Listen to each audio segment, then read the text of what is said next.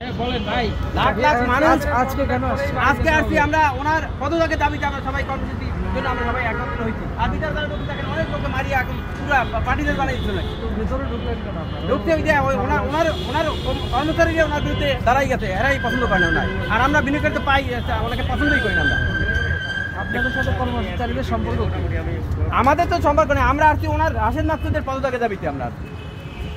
আর ওনার বিরুদ্ধে ওনার কর্মচারীরা ওনার রুখে দাঁড়াইতেছে, ওনাকে চায় না কেউ, আমরা চাই না। আমাদের 7 মাসে আমাদের পুঁজি কারো কিছু নাই, সব শেষ। ওনাকে চায় না, উনি তো অসাধ একজন ব্যক্তি, উনি বাজারটাকে পুরো শেষ করে দিচ্ছে। এই দীর্ঘদিন পর্যন্ত পুরো শেয়ার বাজারটাকে নষ্ট করে দিচ্ছে। 7 মাসে প্রায় 70 থেকে 90 লক্ষ টাকা উনি বিনিয়োগের কাছ থেকে হাতেই নিয়েছেন।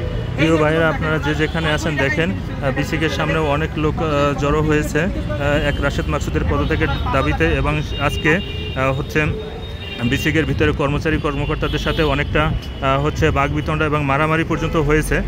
তাই আজকে যে যেখানে আছেন ওনার এক দফা দাবিতে, পদত্যাগের দাবিতে আপনারা সবাই চলে আসেন। এখানে এসে আমরা বিনিয়োগকারী সবাই একই সাথে ওনার পদত্যাগ দাবি করি এবং পদত্যাগ না নিয়ে আমরা এখানে যাব না। এর মতো কালপিট দুষ্ট লোক এই দেশের পুঁজিবাজারে থাকার দরকার নাই। মিজান ভাই কিছু বলবেন? আপনি বিনিয়োগকারীর উদ্দেশ্যে বলেন। না, বিনিয়োগকারী আমার কথা একটাই ভাই, 7 মাস পর্যন্ত আমাদের পুঁজি কারোই নাই। সমস্ত 60 থেকে 70% পুঁজি একদম নিঃশেষ হয়ে গেছে আমাদের। আমি অনুরোধ করবো আপনারা ঢাকার ভিতরে যে সমস্ত বিনিয়োগকারী বাইরে আছেন তারা চলে আসুন। আমরা আমাদের দাবি আদায় না করা পর্যন্ত আমরা সারা লাখ এখানে অবস্থান কর্মসূচি পালন করব।